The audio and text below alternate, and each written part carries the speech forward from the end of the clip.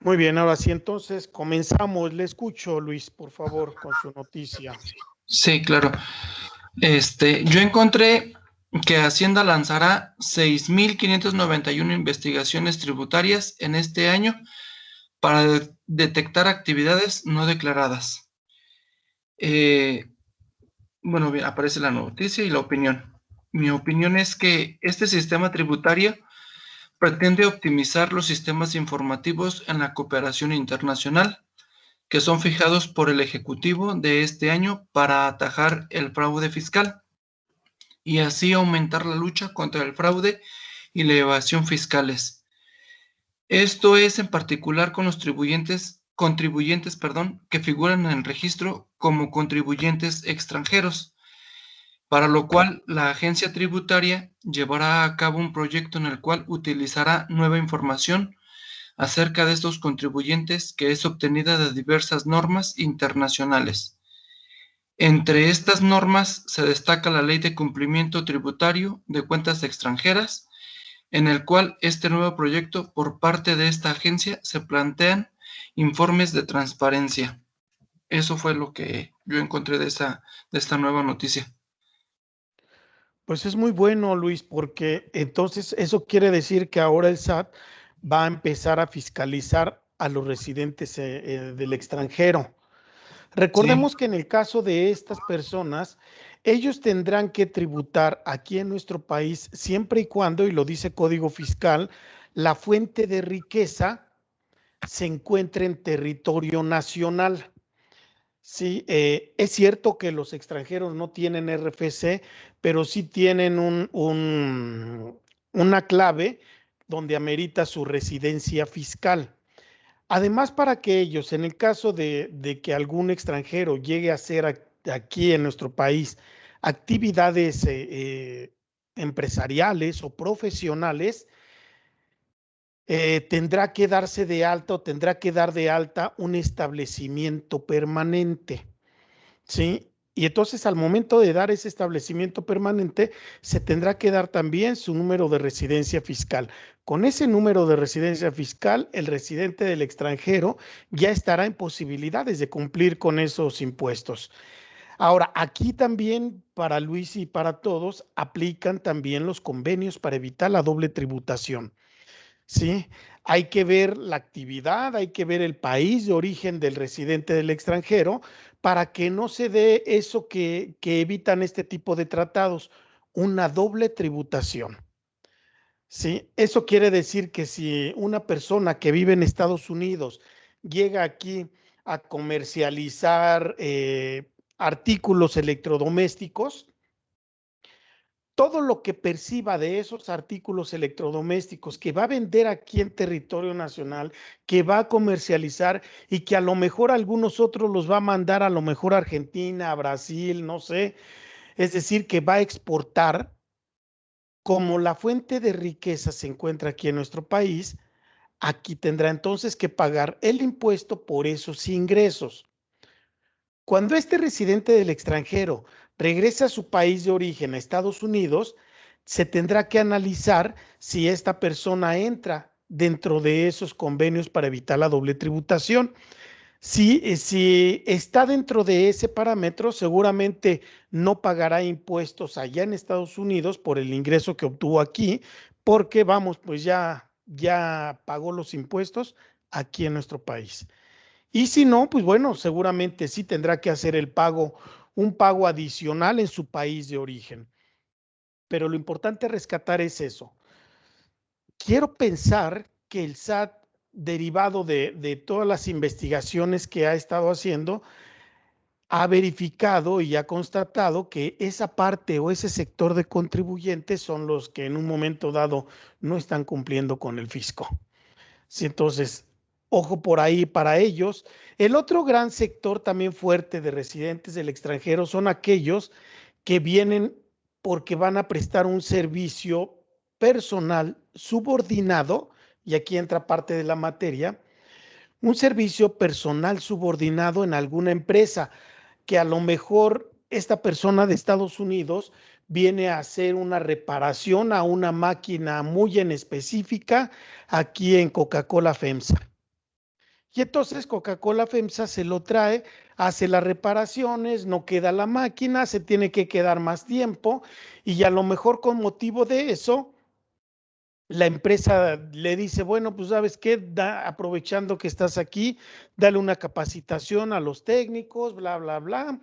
Y entonces empiezan a extender las actividades y a este residente del extranjero no le pagan por honorario, sino que lo incorporan dentro de la nómina.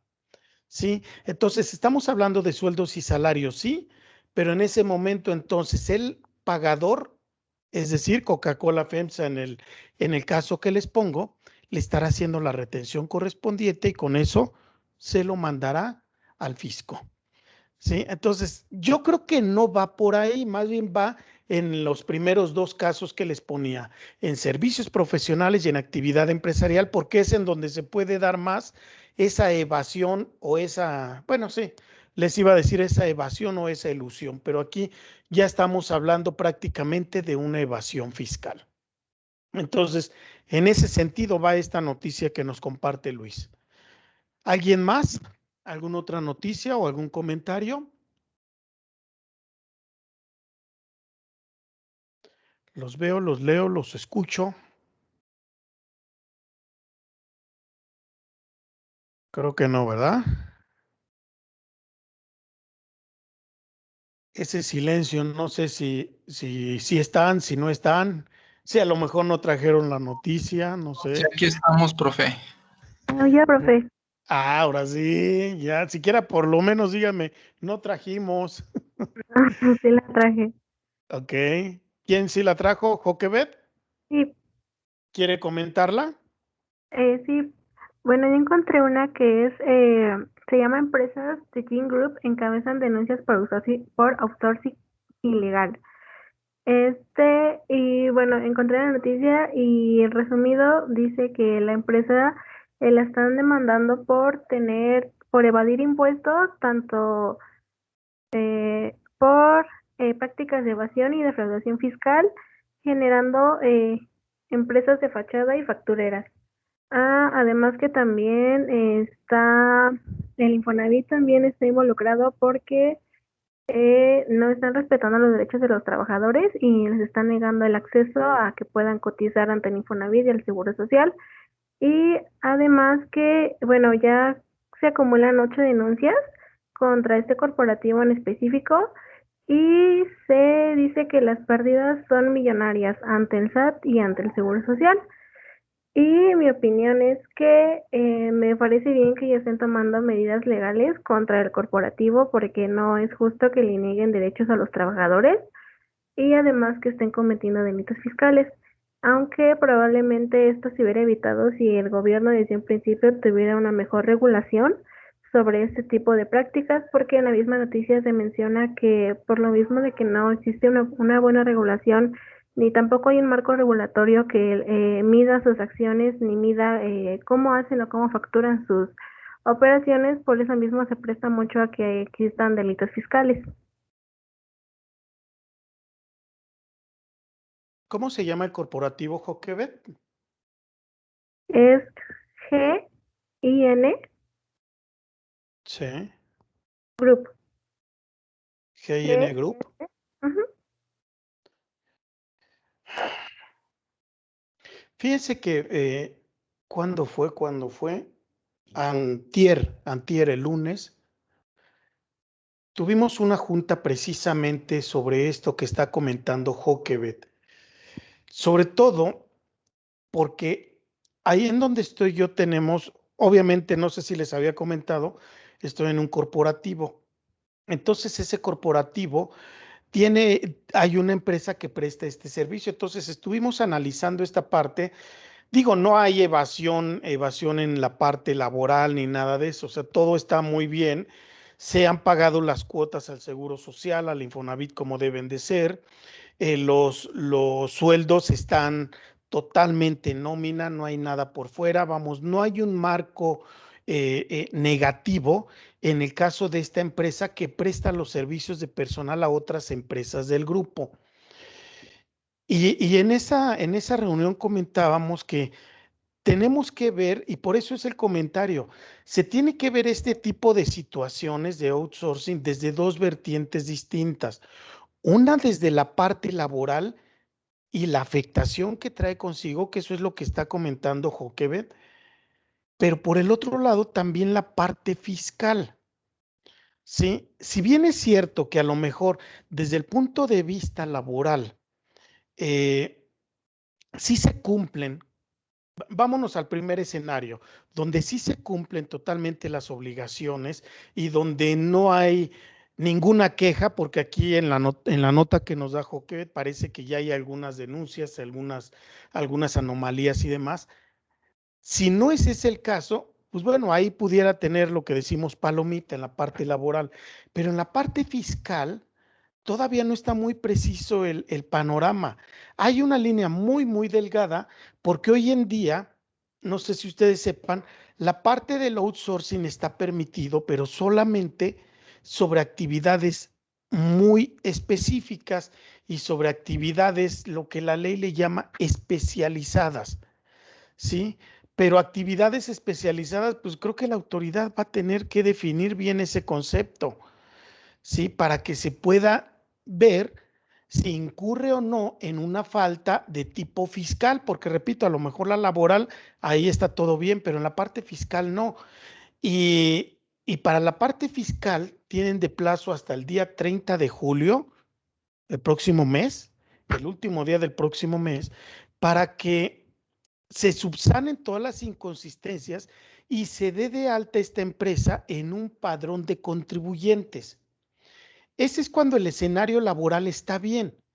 Cuando el escenario laboral está mal, sucede, y estoy de acuerdo y comparto todo esto que dice Joquebed, ¿sí? En el cual efectivamente, si alguien está infringiendo toda la parte de la reglamentación y la regulación de tipo de previsión social, ya sea que se trate de un grupo corporativo o de la prestación directa de un outsourcing con una empresa, pues es obvio que ahí sí hay una falta de tipo laboral y se tendrán que subsanar todas las inconsistencias.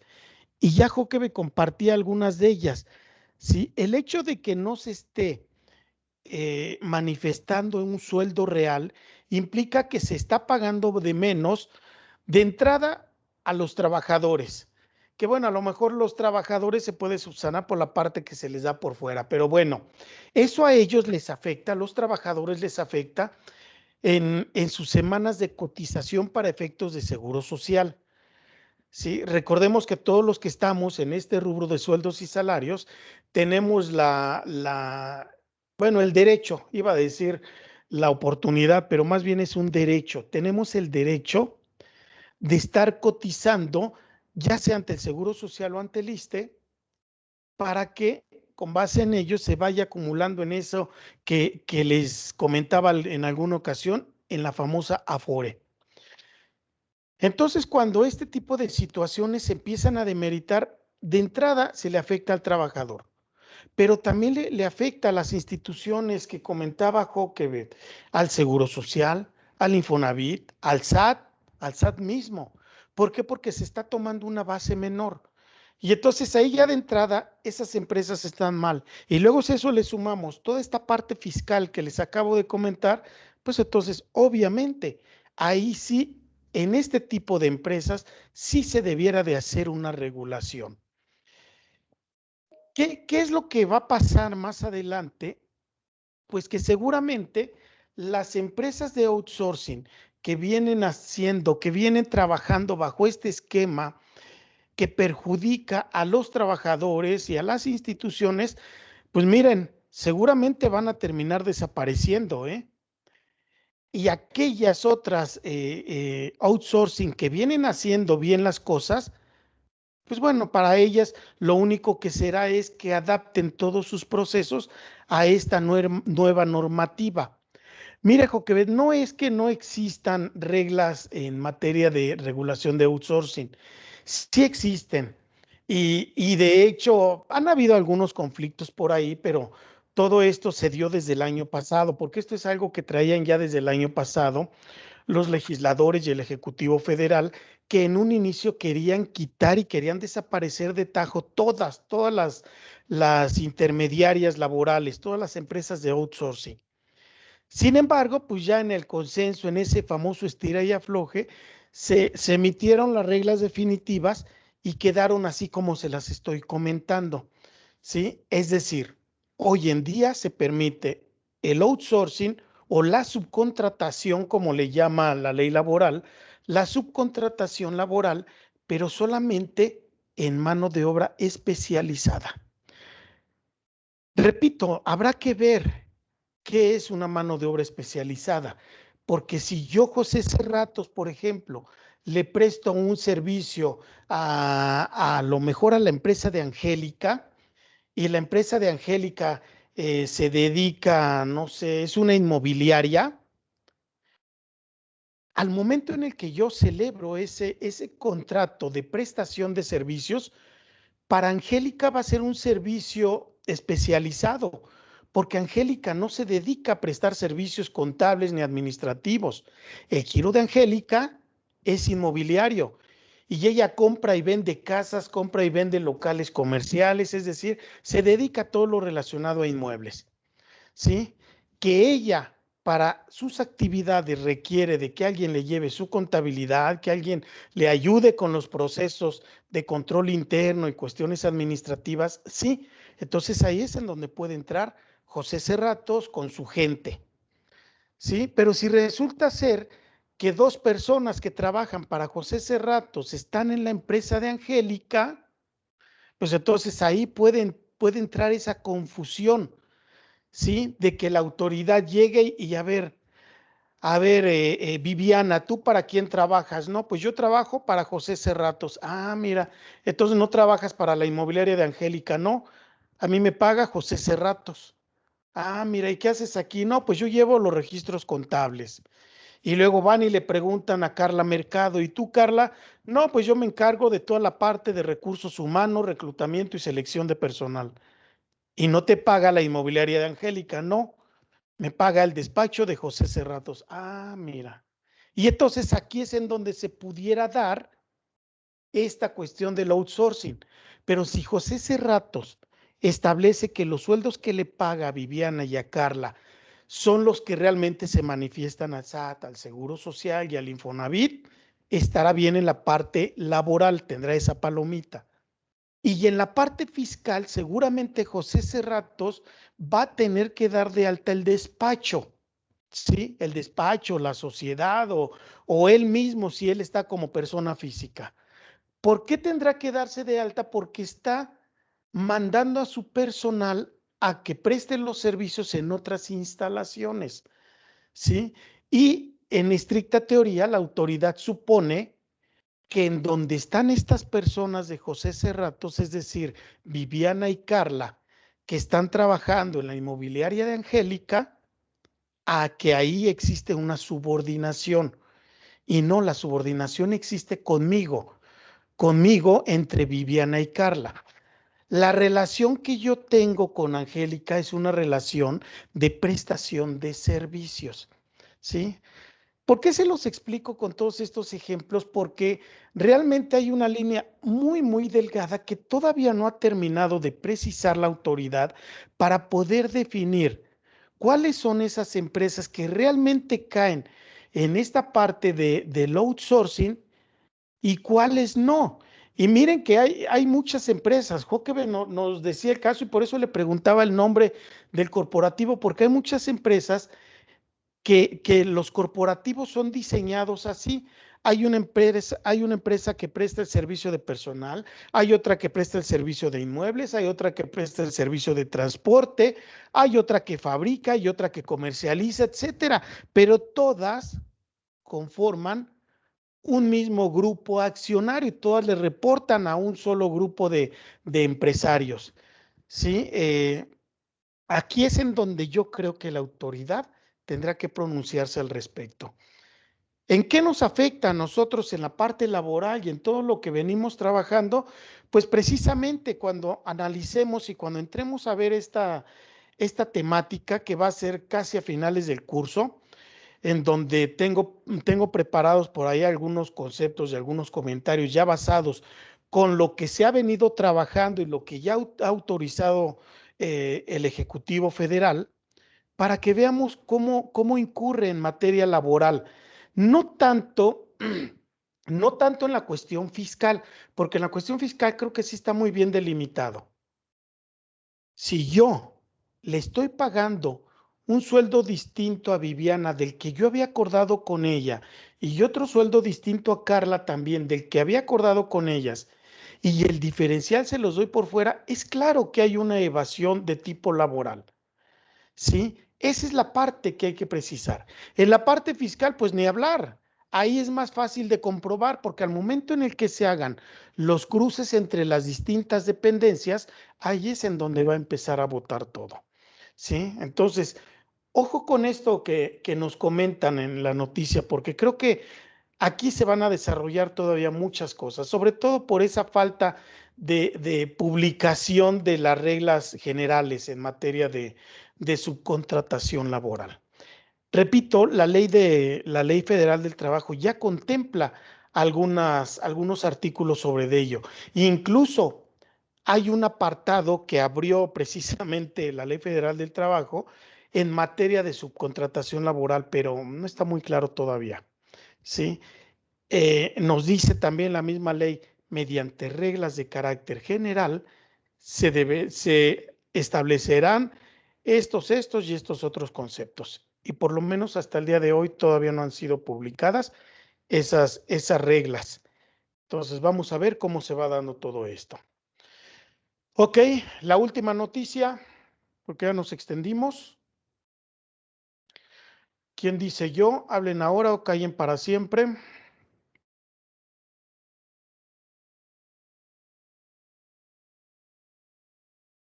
Vamos sin miedo al éxito, como dicen por ahí.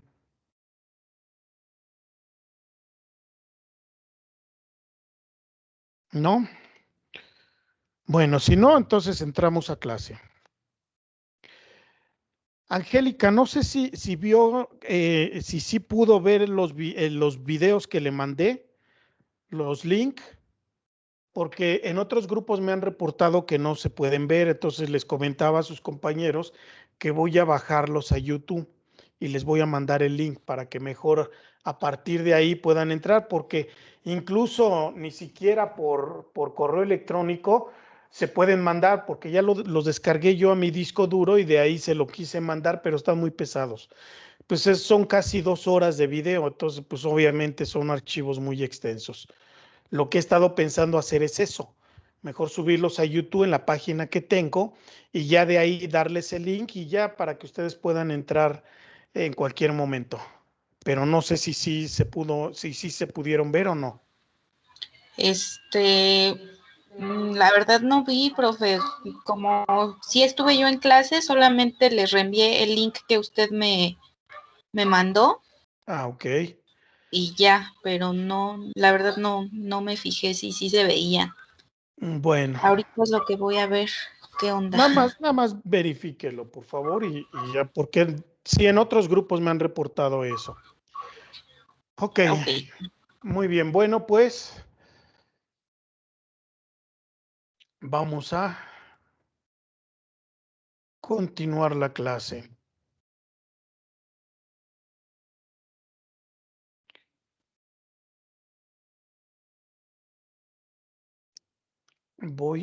Bueno, apago cámara para ponerles el contenido del archivo.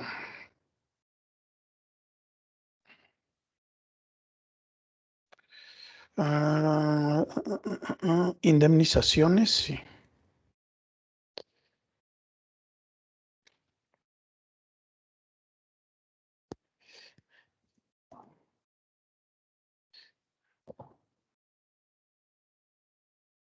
Incluso les pido una disculpa, estaba viendo precisamente en el video, les mostré diapositivas de otra universidad donde di precisamente el mismo curso. El material es el mismo, pero obviamente fue un error mío en haberles puesto ahí el logo de la otra universidad. Les ofrezco una disculpa, ya lo subsané Incluso en las diapositivas que le mandé a Angélica ya viene ya prácticamente el logo ya de la universidad. Sí, ahí sí fue un error mío.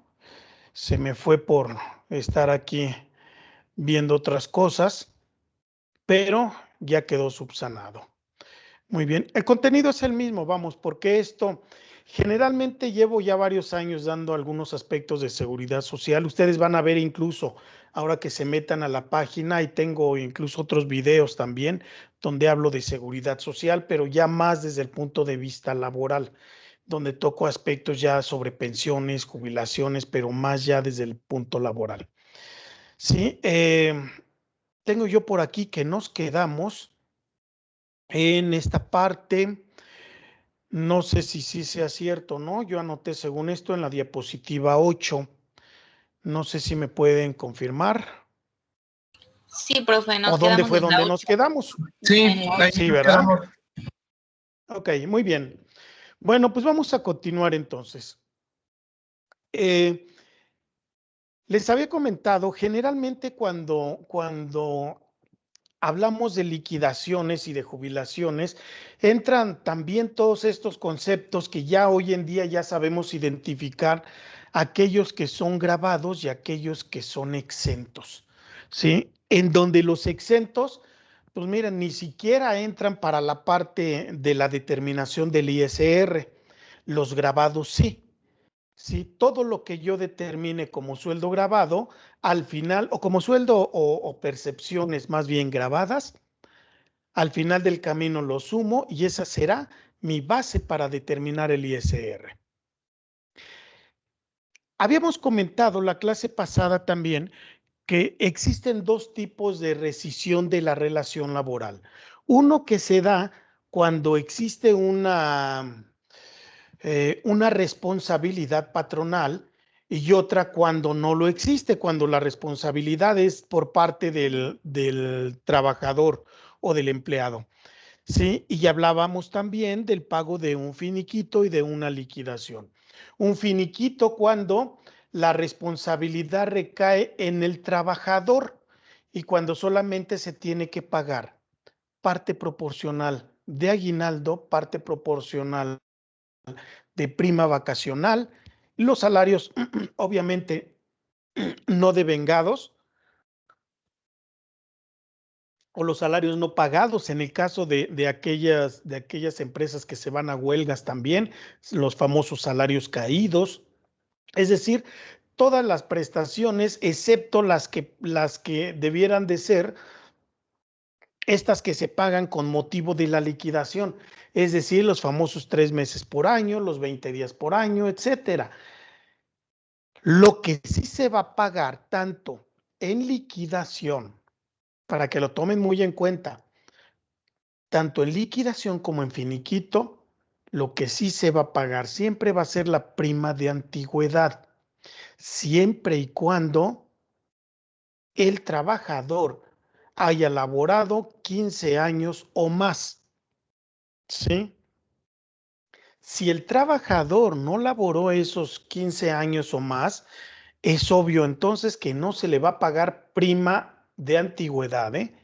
Ni siquiera se le va a pagar la parte proporcional en el caso de un finiquito. No.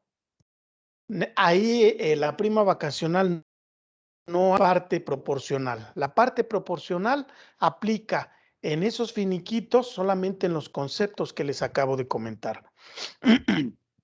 Cuando pasamos a la parte de liquidación, y que tiene que ser procedente. Eso que habíamos visto la vez pasada y que aquí se lo retomo, 3 meses de salario por concepto de indemnización de conformidad con esos artículos que ven ustedes ahí. 48 y 50 de la Ley Federal del Trabajo.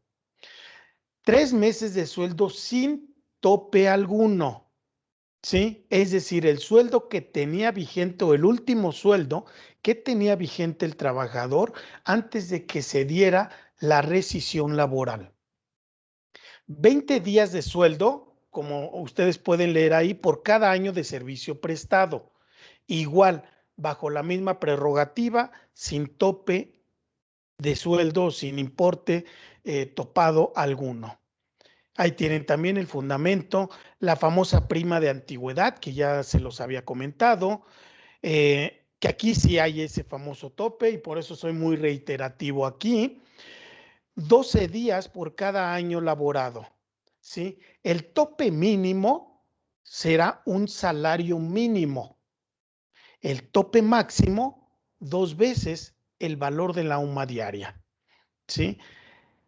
Y lo que les había comentado, la parte proporcional de aguinaldo, vacaciones, prima vacacional, etc., etc., ¿sí? Si a lo mejor José Cerratos no salió de vacaciones durante los últimos 3 años, antes de que se diera el pago de su liquidación, al momento de su liquidación se le tendrán que pagar esos días de vacaciones y esa prima vacacional también, ¿sí? Adicional a la prima vacacional proporcional de este año 2021, de este año que está corriendo. Los salarios vencidos que les decía desde la fecha del despido, pero ojo, porque una de las modificaciones muy importantes que se hizo en materia laboral de esta reforma que les vengo manejando y que les vengo comentando que se dio, bueno, se publicó a partir de mayo del año 2019, 1 de mayo del 2019, son estas dos reformas.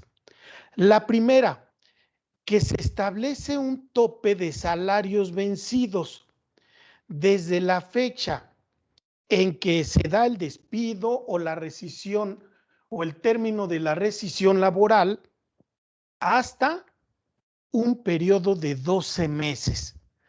Esto es muy importante considerarlo, sobre todo en el caso de aquellas empresas que se van a huelga, y pues ustedes saben que muchas veces los procesos de huelga son procesos muy extensos, ¿sí? Y en muchos de los casos, esos conflictos laborales duraban más de 12 meses. Y entonces resulta ser que los trabajadores, cuando ya se solucionaba todo esto, pedían todos los salarios caídos y entonces pues eso como que le restaba liquidez a los patrones. Ya se solucionó por medio de este artículo 48 y hoy,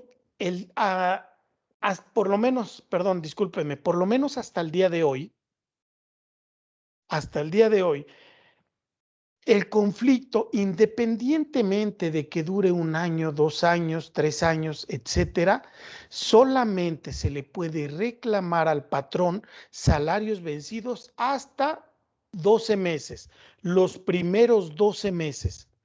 Ya después, ya no se le pueden solicitar salarios vencidos, ¿sí? Y también esta otra parte muy importante, se le va a pagar además a los trabajadores una tasa de interés del 2% mensual que ven ustedes aquí sobre esos salarios vencidos. Pero aquí sí hay un tope. El importe va a ser hasta por 15 meses de sueldo, ¿sí?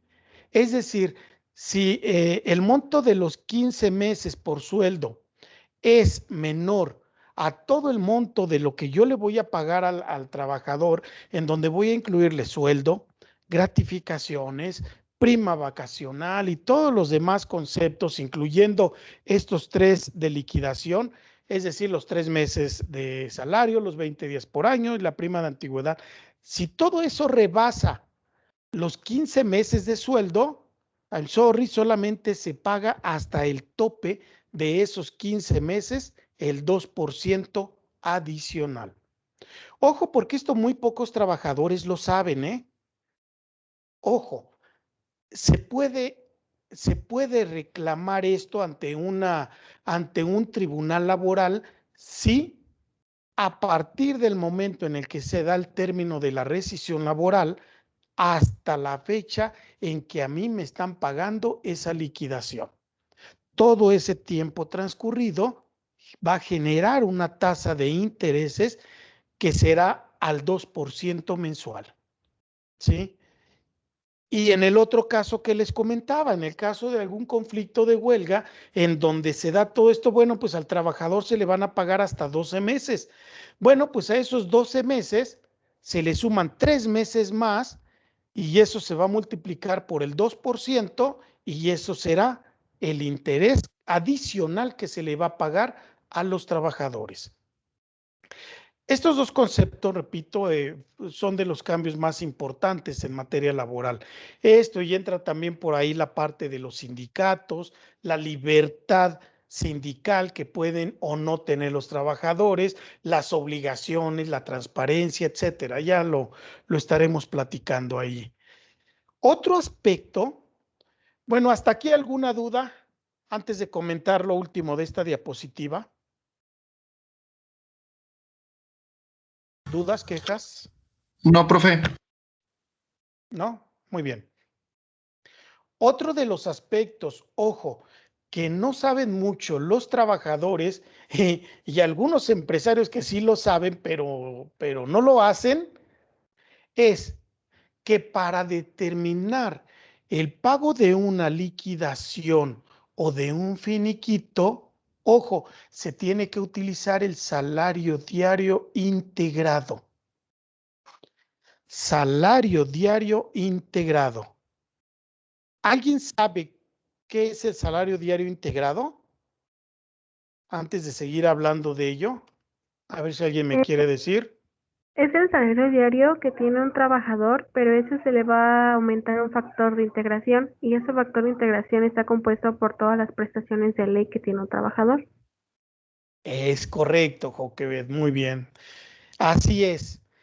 Ese salario diario integrado es el salario nominal, más aparte con todas las demás prestaciones que se le van dando al trabajador y que para eso pues se determina, como bien dijo Joquebed, un factor, multiplico el salario nominal por ese factor y ese va a ser mi salario diario integrado. Ese salario diario integrado es el que se va a manifestar para efecto del seguro social.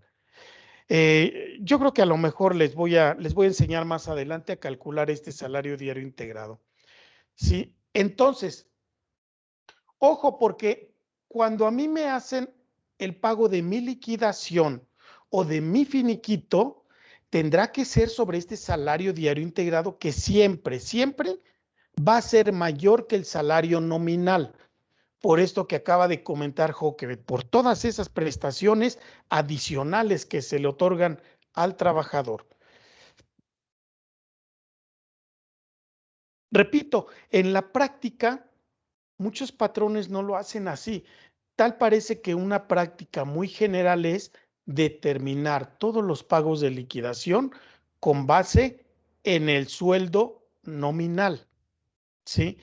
Si en un sueldo nominal de 30,000 pesos, para que me salgan en 1,000 pesos, son 30,000 pesos al mes, su salario diario son 1,000 pesos. ¿Sí? No es lo mismo que yo calcule una liquidación sobre un salario de 1,000 pesos a que lo calcule sobre 1,225 pesos. ¿Sí? ¿Y por qué 1,225? Porque esos 225 corresponde a todas esas prestaciones que va generando el trabajador durante su vida laboral. Y es un factor que nos comentaba Joque, que va a ir cambiando.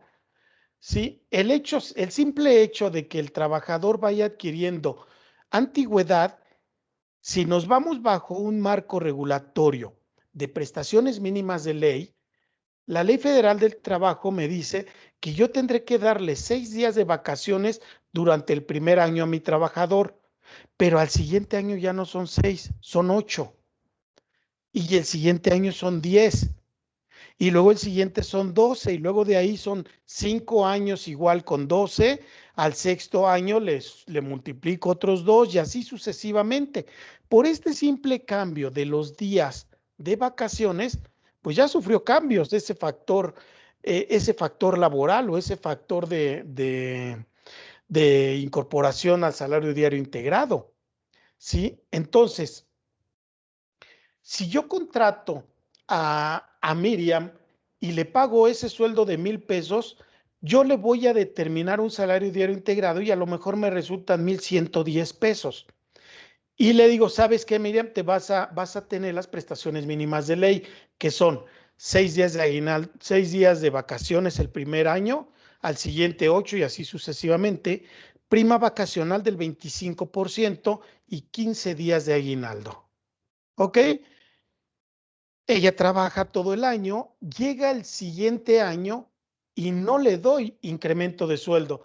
¿Por qué? Porque, pues bueno, se vino la pandemia, la empresa no tuvo ya suficientes ingresos, etcétera, y Miriam sigue ganando los mismos 30,000 pesos. Y entonces yo como contador digo, bueno, pues como Miriam está con el mismo sueldo, pues ya es el mismo salario diario integrado. No. Cambia por el simple hecho del ejemplo que les ponía hace un momento de los días de vacaciones. Tendré que calcularle un nuevo factor de integración porque entonces en el segundo año ya Miriam tendrá ya no 6, sino 8 días de vacaciones. Aunque la prima vacacional sea del 25 y aunque los días de aguinaldo sean los mismos 15, el simple hecho de que ella haya brincado de un año a otro en 2 días, con eso se va a modificar ese salario diario integrado. Hay que tener mucho cuidado con esto. La ley del Seguro Social me obliga, y aquí lo vinculo con Seguro Social, a que se tengan que establecer modificaciones de sueldo de manera bimestral, ¿sí? De manera bimestral, considerando todos los pagos que yo le hice a mis trabajadores en el periodo inmediato anterior, es decir, en el bimestre inmediato anterior. Por ejemplo, para los meses de enero y febrero, yo tendré que presentar mis modificaciones de sueldo ante el IMSS. Ojo, los primeros 5 días del mes siguiente a que termina el bimestre, es decir, a más tardar el día 5 de marzo. Yo puedo presentarlos después, pero si la autoridad se da cuenta, el Seguro Social se da cuenta y no los presenté, aguas con las multas, ¿sí? Aguas. Entonces, lo recomendable es eso y con ello yo voy verificando todos estas prestaciones que se van a ir dando con motivo de la determinación del salario diario integrado. Y entonces eso quiere decir que esta parte del salario diario integrado y estas modificaciones que se van a ir dando al momento de determinar la liquidación, ojo, tendrá que ser sí o sí sobre el salario diario integrado, no sobre el nominal, ¿sí? Ok. Ahora sí, empiezo a ir desmenuzando todas estas prestaciones. La primera de ellas, indemnización de 3 meses. 3 meses, el fundamento legal se los estoy poniendo aquí, es el apartado 123 que me habla de toda la parte laboral. El apartado A, el 123 tiene 2 apartados, el apartado A y el B. El A se refiere a todos estos trabajadores que estamos en el sector privado, ¿sí? Es decir, en empresas y con otros particulares. El apartado B se refiere a todos los burócratas, es decir, todos los que trabajan para el sector público. Y ya la fracción 22ª, de conformidad con ese artículo 48 de la Ley Federal del Trabajo, me habla de que la base o el origen más bien de esta indemnización de 3 meses quiere decir que se le van a dar al trabajador esos 3 meses para que él pueda buscar trabajo y pueda encontrar otra fuente laboral para que no tenga esta parte de falta de recursos económicos, ¿sí? Y pueda, como dice la Constitución, pueda subsistir durante ese periodo en lo que encuentra un nuevo empleo. Esa es la parte constitucional. El pago debe de ser íntegro, es decir, sin toparlo como la prima de antigüedad, y atiende el hecho del despido, ¿sí? independientemente de la antigüedad que tenga el trabajador. Es decir, se le van a pagar esos 3 meses tanto a Viviana, que tiene 2 años, como a lo mejor a Yadira, que tiene ya 25 años trabajando. A ambas se les van a dar esos mismos 3 meses. ¿Sí? Eso quiere decir que no va a importar el tiempo de prestación de servicios. ¿Cuál será el requisito? Que haya cumplido por lo menos 1 año de antigüedad, ¿sí? Y que se trate, obviamente, de un despido injustificado, ¿sí? De un despido en el que la responsabilidad haya recaído en manos del patrón. Si esos son los casos, si esos son los supuestos, se estará entonces en el pago de esta indemnización. El pago de 20 días por año.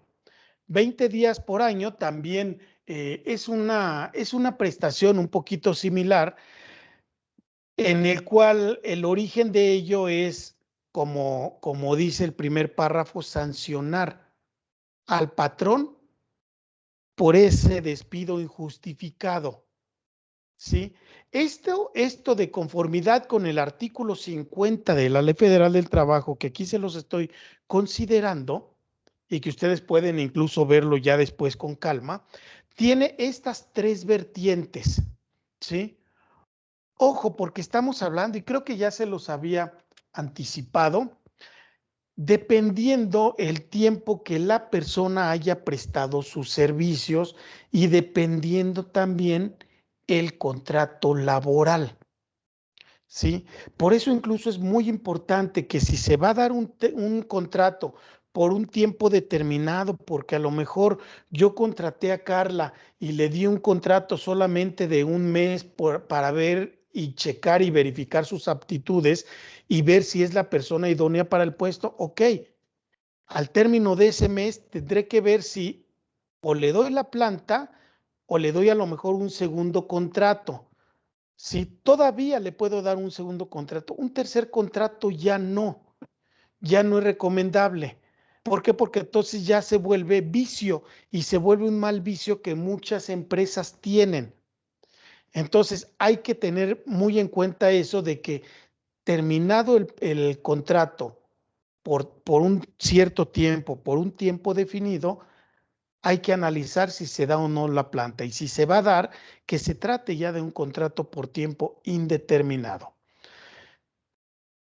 La primera fracción del artículo 50, si la relación de trabajo fuere por tiempo determinado menor de 1 año, ¿sí? Ojo, un tiempo determinado menor de 1 año se pagará en una cantidad igual al importe de los salarios de la mitad del tiempo de servicios prestados. Ah, caray, ¿esto qué quiere decir? Bueno, ejemplo. Voy a tomar nuevamente a Carla. A Carla le doy un contrato inicial por tiempo determinado, ¿sí? Le doy un contrato por 1 mes. Se le acaba el contrato, yo veo que Carla pues como que sí, como que no, es decir, no estoy muy seguro de que sí cumpla o no con las condiciones del puesto, le doy un segundo contrato por otros 2 meses, ¿sí? Ya casi al término del segundo contrato, es decir, en el tercer mes, casi al término del tercer mes, sucede una cuestión muy especial entre Carla y yo, en el cual yo como patrón tengo rescindo, vamos, su contrato laboral antes de su vencimiento. ¿Hay una responsabilidad para mí? ¿Tendré que pagarle una indemnización? Sí, porque es responsabilidad mía, ¿sí? Porque simplemente porque a mí se me dio la gana correrla, ¿sí? Y no me esperé a que terminara su contrato.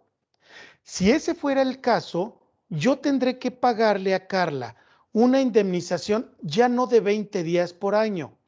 Dice, en una cantidad igual al importe de los salarios de la mitad del tiempo de servicios prestados. Si yo aquí hago una contabilización de los sueldos que le pagué a Carla, le pagué 2 meses y medio, ¿sí? Casi los 3 meses, ¿sí? La mitad de eso es 1 mes y medio, ¿sí? Bueno, mes y un cuarto o poquito más de 1 mes. Entonces, esa será la indemnización que yo le pague a Carla, ¿sí? Es decir, la mitad del tiempo que Carla estuvo trabajando. Pero repito, porque Carla tiene un contrato determinado y la corrí antes de que se hubiera terminado ese contrato, ¿sí? Eso es en el caso de cuando a lo mejor no tengo una asesoría, yo como patrón no tengo una buena asesoría. Si yo quisiera asesorar al patrón, le diría, ¿sabes qué? Bueno, ok, estás teniendo conflictos con Carla, espérate a que termine su contrato. Terminando ya ese contrato por tiempo determinado que termina el día 30 de junio, el día 30 de este mes, pues ya mira, simplemente le das las gracias y ya. Si eso sucede, miren, no le pago nada a Carla. ¿Sí? Le pagaré su quincena, sí, le pagaré a lo mejor, si me quiero ver buena onda, le doy una compensación y demás, y hasta ahí no tengo ni siquiera la obligación de pagarle parte proporcional de aguinaldo, ni prima vacacional, ni nada, porque estoy bajo una contraprestación de un servicio determinado, y ese servicio determinado termina el día 30 de junio. Pero si yo no le renuevo el contrato y continúo con Carla, en el cual el segundo contrato, pues ya con tantas actividades se me olvidó renovárselo. Y Carla, pues bueno, al final del camino sí cumplió con todas las expectativas del puesto. Carla se convirtió en una excelente jefa de crédito y cobranza. Y bueno, ella siguió trabajando, ¿sí? Pero poco antes de que ella cumpla el año de servicios, es decir, llega al 11º mes, y decido correr a Carla, y como yo, como patrón, nunca tuve el tiempo, la inteligencia o la asesoría de revisar el contrato de Carla. Carla estaba bajo un contrato por tiempo determinado, algo que ya nunca se renovó. Por eso les digo la importancia de renovar los contratos laborales. Entonces, yo le pagaré a ella la misma mecánica, ¿sí? La mitad del tiempo transcurrido. En el caso de esos 11 meses, pues bueno, le estaré pagando, ¿qué? 5 meses, 5.5 meses de sueldo. Ya no estoy con 20 días por año. A ella tendré que pagarle 5 meses y medio de un tajo, ¿sí? Y peor tantito, si Carla sobrepasa el año, porque entonces caigo en esta otra parte, ¿sí? Si a lo mejor, sigo retomando el mismo ejemplo de Carla, a mí se me olvidó ya renovarle su contrato y Carla siguió trabajando, llegó y cumplió 3 años, ¿sí? Después de 3 años, la liquido yo, es más, al mes siguiente en el que cumplió los 3 años, ya la corro de manera fea y con responsabilidad para mí. Digo, no importa lo que me cueste, le pago a Carla, pero ya no la quiero ver aquí. Ojo, porque entonces ahí yo tendré que pagarle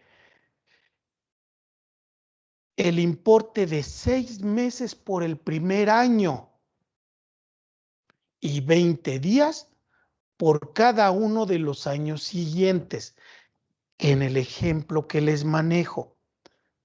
A Carla le estaré pagando primero 6 meses de sueldo y luego le voy a pagar 40 días adicionales, 20 días por el segundo año y otros 20 días por el tercer año, ¿sí? Y entonces ya estoy hablando de que son 6 meses más 40 días. Estoy hablando de 7 meses y 10 días como indemnización, ¿sí? Por el simple hecho de que yo no le renové a Carla ese contrato.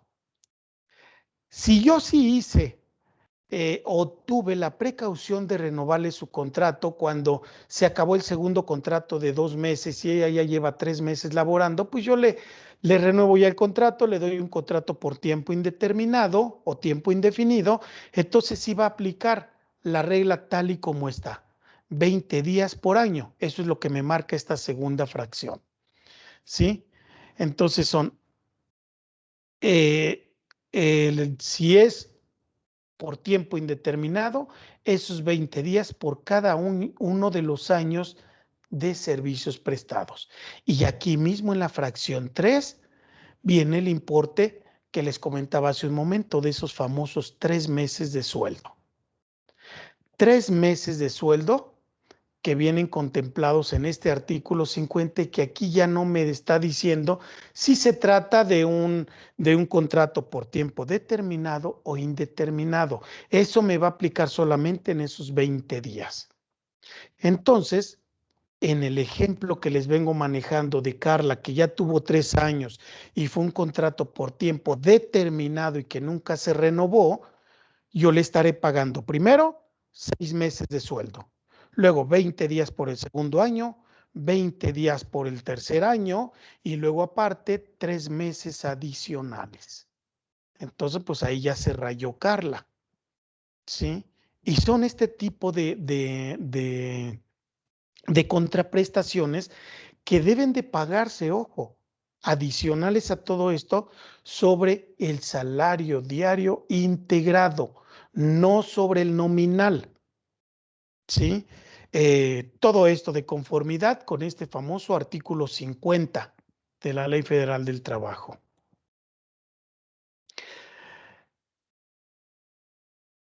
Y aquí suceden estas 4 hipótesis que contemplan todos estos artículos que les estoy correlacionando aquí, todos ellos de la Ley Federal del Trabajo. Cuando se da este tipo de conflictos, que ya se los había comentado, y se dan en el marco del aspecto ya procesal ante los tribunales laborales, el juez laboral puede dictarle al patrón cualquiera de estos aspectos, ¿sí? Una, de que se le reinstale, pero ya sea que se nieguen tanto el patrón como el trabajador. Yo puedo decirle a la autoridad, pues bueno, ahí está el puesto de Carla. El puesto de Carla de jefa de crédito y cobranza quedó vacante. Ella puede regresar, pero Carla va a decir, no, yo ya no quiero regresar por esto, aquello y lo otro. ¿Sí? Por lo que ustedes quieran. Hay una negativa de reinstalación. ¿Sí? En este caso, la rescisión será imputable al patrón. ¿Sí? Si el patrón se niega también a reinstalarlo, porque a lo mejor Carla dice, pues es que yo sí quiero regresar, pero el patrón ya no quiere que regrese, mi jefe ya no me deja, etcétera. Entonces también ahí hay una rescisión y hay una causal, como dijeran los abogados, hay una causal imputable al patrón, ¿sí? Ya no al trabajador, sino al patrón. Otro aspecto muy importante es que se dé el reajuste del personal por la cuestión de alguna maquinaria nueva. Miren, con todas estas tecnologías, hoy en día, sobre todo en la parte operativa, en las plantas, pues se están trayendo maquinarias, se están trayendo robots de otros países que vienen a sustituir la mano de obra de aquí de México. Y eso hace también que se tenga que hacer un recorte de personal y que con ello, pues entonces yo le diga a lo mejor a Yadira, ¿sabes qué, Yadira? Pues muchas gracias por tus servicios, pero pues ya no los necesitamos. En ese caso también tendrá que darse este aspecto de pagarle eso que la ley le llama la indemnización, ¿sí? O bien la insumisión al arbitraje. ¿Qué quiere decir esto? Que en un momento dado el conflicto que se pueda dar en esos aspectos que ya había platicado con ustedes, que son lo que el Tribunal Laboral le llama prejudicial o de común acuerdo, es decir, son cuando un trabajador entra en conflicto con la autoridad, con el patrón, perdónenme, y llevan esto ante la autoridad, existe antes un proceso prejudicial o un proceso conciliatorio. ¿Sí? Si en ese periodo o en ese proceso conciliatorio ambas partes llegan ya a un acuerdo, que ya se los había comentado en la clase pasada, ahí se da esta cuestión del arbitraje, en el cual se van a pagar todas las indemnizaciones, todas las percepciones que hayan quedado de acuerdo los dos, y ya no brincan al siguiente aspecto, que el siguiente aspecto sí ya es de tipo procesal. Ahí ya, como se los había comentado, yo necesitaré ya, yo patrón y yo trabajador, necesitaré la representación de un tercero, de un abogado, ¿sí? Entonces ahí entra toda esta parte. Me estoy acordando que falta algo, déjenme, me regreso. La parte de lo... ok, sí, aquí está. Adicional a esta indemnización se tendrán que pagar esos salarios caídos, eso que les había comentado hace un momento, pero ojo, hasta por el tope de 12 meses. Y los intereses a una tasa del 2% mensual y también con un tope de hasta 15 meses de sueldo, ¿sí? Sueldos a 12 meses topados, la tasa de interés al 2%, pero con un tope de 15 meses, ¿ok? Esa era la parte que traía en mente. La Ley Federal del Trabajo todavía hoy en día, y no se ha esclarecido, es omisa, es decir, no lo ha contemplado. Si esta indemnización debe cubrirse por año completo o bien en forma proporcional, ¿sí? Hay por ahí una jurisprudencia y no recuerdo ahorita, no tengo en la mente si esto ya se bajó a un articulado en el que dice que si se excede de 6 meses, ya se da el año cumplido, ¿sí? Es decir, si yo trabajé en una empresa 3 años y 7 meses, ya no me pagan así, me tendrían que pagar sobre 4 meses, sobre 4 años. Si yo trabajé 3 años y 3 meses, no me pagan sobre esa parte, me pagan sobre 3 años, es decir, por esos años cumplidos. Esta parte está todavía muy ambigua, ¿eh? ¿Qué es lo que se hace en la práctica? En la práctica sí se paga de manera proporcional, ¿sí? Es decir, si yo, José Cerratos, estuve en una empresa trabajando 3 años, 7 meses, no me consideran 4 años, me consideran exactamente esa parte, 3 años y 7 meses, o 3 años y 3 meses, ¿sí? Generalmente esa es una cuestión ya más de costumbre en la parte laboral. Recordemos que dentro de las fuentes informales del derecho está la costumbre. Los subordinados contratados por tiempo determinado no tienen derecho a los 20 días de indemnización por año laborado, ¿sí? Obviamente no es a los 20 días, sino que se les da un tratamiento especial que ya lo veíamos en estas dos fracciones, sobre todo en la parte de la fracción 1 y con los ejemplos que les ponía, dependiendo precisamente de dos aspectos muy esenciales. La vigencia del contrato, como dice la diapositiva, pero también, ojo, la fecha en la cual se dé la rescisión laboral o el término de esa rescisión laboral. Por eso es muy importante que cuando se den estos contratos laborales por tiempo determinado, se tenga que hacer el paso siguiente. Una de dos, o le renuevo el contrato o ya le doy lo que decimos comúnmente la planta y tendré que darle un nuevo contrato. Aquí no aplica esa parte de los adendums que les he estado comentando, que son cláusulas adicionales que se incorporan al contrato original. Aquí ya no. Aquí lo que impera es que yo le dé un contrato por tiempo indeterminado o por tiempo indefinido y que se haga referencia a la fecha en la que entró a trabajar, por ejemplo, Carla, en el ejemplo que les vengo comentando. Si Carla entró 3 meses atrás, se tendrá que abrir una cláusula adicional en donde se diga la fecha de antigüedad del presente contrato para efectos laborales se dio a partir del día 1 de marzo, ¿sí? Porque hoy estamos ya en junio y ya pasaron los 3 meses. Entonces, hay que cuidar mucho también esa parte. Aparentemente son 3 meses que para una persona que dura mucho tiempo en una empresa no significa nada, pero créanme que al final del camino, cuando se da un aspecto de tipo procesal laboral, sí cuenta y cuenta mucho. Ok, hasta aquí esta primera parte vista desde el ámbito laboral. Si se dieron cuenta, les puse por ahí los artículos, todo el articulado de la Ley Federal del Trabajo. Si los van a consultar estos artículos o si van a verlos, les recomiendo que bajen la ley, la más reciente, sobre todo por los cambios que les comento que se da a partir de mayo 2019 para acá. ¿Dudas, quejas, sugerencias, aclaraciones y demás? Yo, profe. ¿No? Muy Profe, bien. ¿Sí?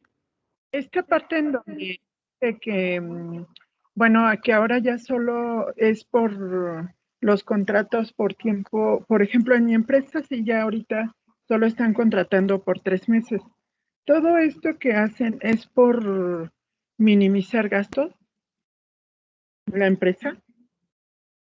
Más bien para no crearle antigüedad a las personas. Mire, ¿quién me preguntó? ¿Yadira? ¿Angélica? No vi.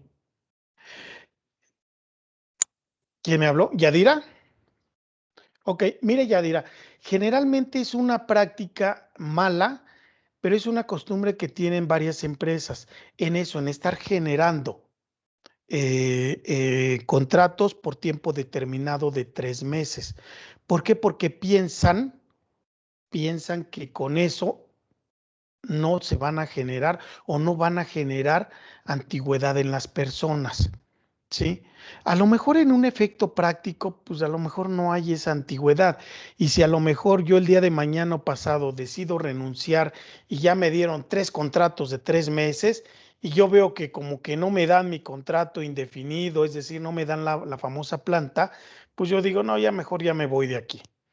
Pero si a lo mejor usted ya dirá, empieza a tener conflictos con la empresa y la despiden o rescinden de su contrato y usted dice, yo me voy a pelear y demás, y cuando lleguen, a lo mejor no llegan a un acuerdo preconciliatorio, porque ellos le van a decir, no, pues usted tiene apenas 2 meses y medio, no le corresponde casi nada, y usted va a decir, no, no es cierto, ya tengo más tiempo porque este es el tercer contrato de 3 meses que me das, o sea, ya tengo casi 9 meses. Y entonces a lo mejor no van a llegar a un acuerdo, ahí van a tener que brincar a la parte procesal que le comentaba, y entonces ahí sí, usted podrá hacer valer que a usted la empresa la contrató desde el día 1 de enero, por ejemplo, ¿sí? En donde ya pasaron no 2 meses y medio, no 3 meses, sino 9 meses. Y ahí tendrán que pagarle todas las indemnizaciones y todo lo que hemos platicado desde que se dio el primer contrato, ¿eh? Pero repito, esto solamente surte efectos cuando se llega a esa parte laboral procesal. Cuando no, pues bueno, las empresas están ahorrando ahí esa parte de ir creando esa antigüedad. Solamente en este sentido es en el que se da. En todos los demás aspectos es exactamente lo mismo, ¿eh? ¿Sí? Porque la parte de las aportaciones al Seguro Social, las aportaciones al Infonavit y todas las prestaciones de previsión social no cambian, no se modifican, continúan vigentes.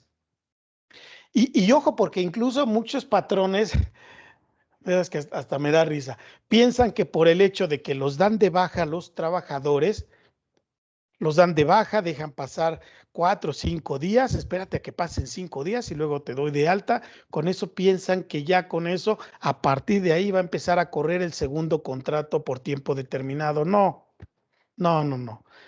Sí, se tendrían que dejar pasar por lo menos 30 días para que ya se considere una nueva relación. Aquí entra mucho la figura de la sustitución patronal. Ya después les platicaré sobre de ello. Entonces, esto no es algo que que en un momento dado pueda ayudar de mucho a los patrones. Pero repito, es una práctica muy común. ¿Sí? Por ahí va el asunto, Yadira. ¿Alguna otra duda? ¿No? Muy bien. Bueno, pues como siempre lo digo, para los estudiosos de la materia, ahí están los artículos. Vamos a entrar a ver ahora la parte fiscal de sueldos y salarios en lo que concierne a esto que son las indemnizaciones. Sí, porque aquí va a entrar también una parte gravable, una parte exenta, etcétera, etcétera.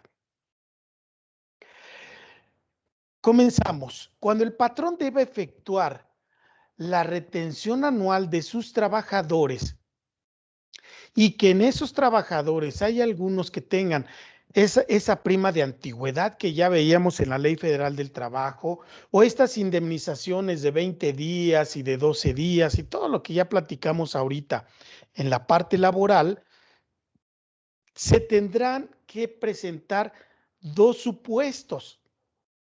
Ojo, porque ahorita se los voy a platicar. Ahorita va a ser, como dicen por ahí, platicado, ¿sí? Ya después vamos a entrar a ver esta parte práctica. Cuando el total de estos actos sea menor que el último sueldo mensual ordinario, o bien cuando estos pagos sean mayores, ¿sí? Aquí vamos a estar. ¿Cuáles estos pagos? Pues estos pagos de indemnizaciones, primas de antigüedad y demás. Tiene mucho que ver el sueldo mensual ordinario, para saber si yo caigo en esta parte menor o en esta parte mayor, ¿sí? ¿De qué va a depender? Bueno, pues de estos dos aspectos. Primero, lo que sume todo el total de estas percepciones que se le están pagando a los trabajadores, y luego los voy a confrontar contra el último sueldo que se le está pagando. Sobre de ello se va a calcular el monto total de percepciones grabadas y esto será la base gravable. Me dice aquí la diapositiva en términos del título cuarto de la ley de ISR. Y si quisiera agregarle aquí sería en términos del título cuarto, capítulo 1, que el capítulo 1 se refiere precisamente a sueldos y salarios. ¿Sí? Entonces, primer paso, tengo que verificar que los ingresos pagados por indemnizaciones y primas de antigüedad los voy a confrontar contra mi último sueldo mensual ordinario. Generalmente y en la práctica, casi siempre estos importes son mayores, porque estamos hablando ya de importes, pues algo considerable, sobre todo si hablamos de que son 3 meses de sueldo, más 20 días por año, más los otros 12 días también y demás. Generalmente todos estos importes son mayores. Esto se calcula con base en esta formulita que tengo yo aquí. Ingresos por concepto de primas de antigüedad menos el importe exento. ¿Cuál es ese importe exento? 90 veces el valor de la UMA diaria por cada año laborado. ¿Sí?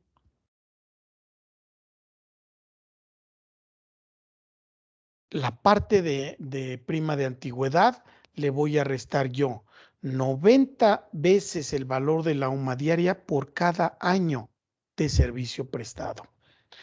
Esto me va a dar el importe grabado o los ingresos grabados. A este importe de ingresos grabados yo le voy a restar los ingresos por los que se deba pagar el ISR anual. ¿Cuáles son esos ingresos? Todos los demás ingresos adicionales que se están pagando. La parte proporcional de aguinaldo grabada, la parte proporcional de prima de antigüedad y todos los demás conceptos que van a sumar a esta liquidación.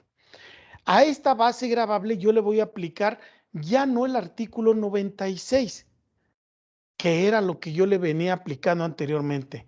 I'm sorry, ahora va a ser el artículo 152.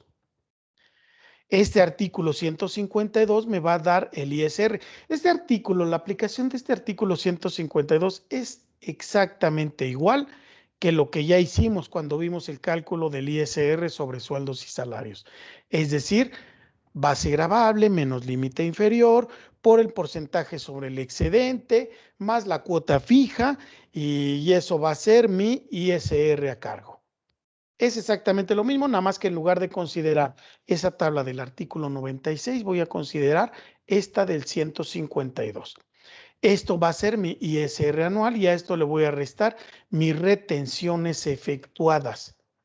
Todo el ISR que se le estuvo reteniendo al trabajador se le va a restar el diferencial entre el ISR anual o el ISR causado menos las retenciones va a ser mi total a cargo o a favor.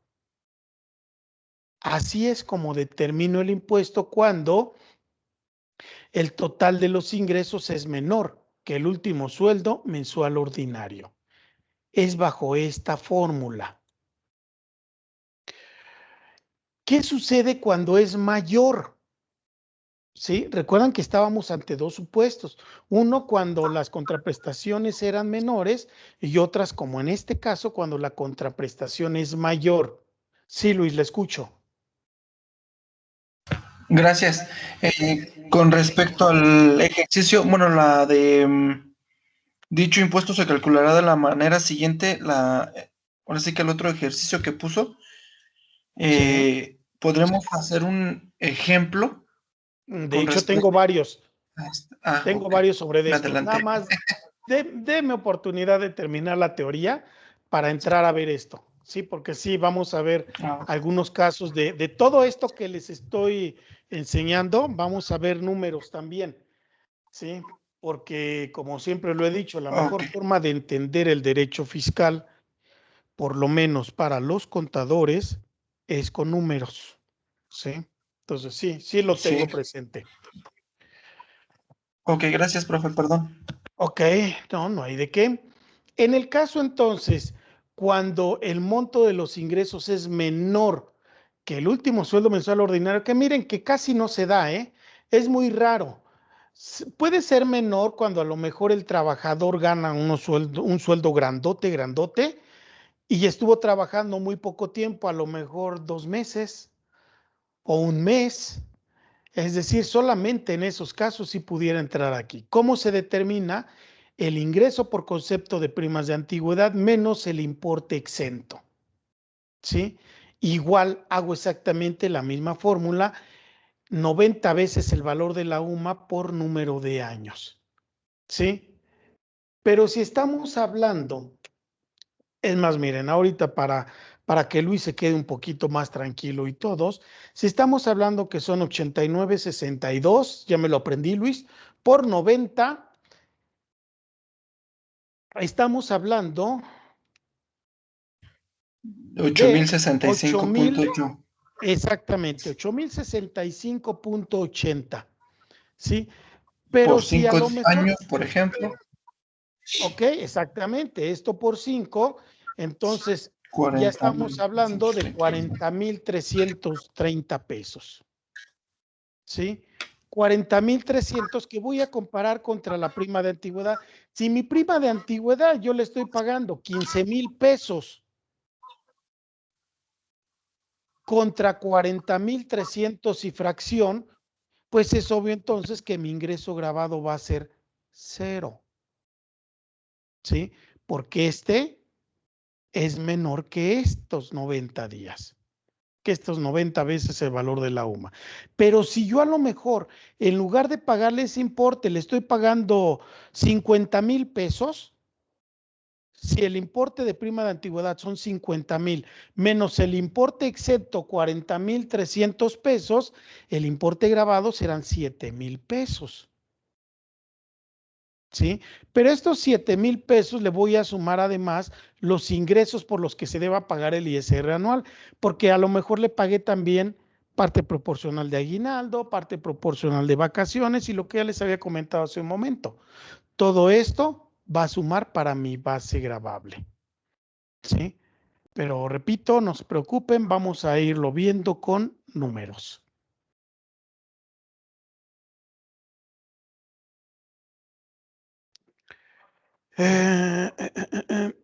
Cuando el total de todos estos ingresos, porque ahora tengo que confrontar este total, déjenme me regreso, este total, esta base gravable, es decir, después de haber hecho esta operación, esta base gravable, yo la voy a confrontar contra el último sueldo mensual ordinario.